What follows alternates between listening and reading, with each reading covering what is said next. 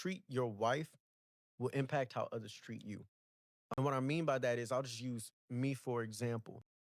When I see a man and I'm meeting him for the first time, or if I've known him for a little while, but I don't know him personally, or even if I do know him personally, I judge him far more effectively by how his woman Yep. appears in Yep. public Yep. and how she talks about him, how she treats the way that we speak about him. They tell me everything I need to know, bro.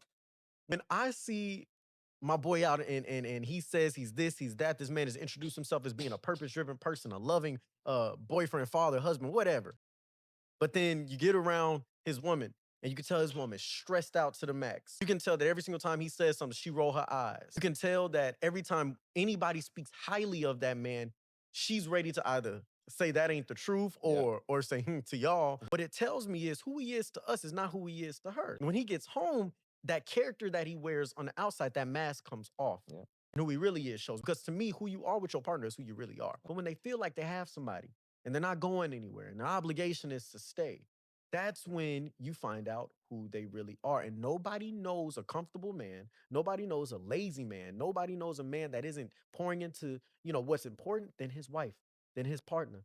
Um, Pastor Tiffany at TFCC, man, she says that when she meets a man and a woman, when she meets a husband and a wife, a couple, a boyfriend and girlfriend, she is paying attention to the woman more than anything to identify who this man really is. But her energy, does she look kept? Does she look like she's with a man that she feels safe and secure in? Does she walk with a level of confidence that says, with him by my side, I know I can? Does she look like she supports his opinions and follows his lead?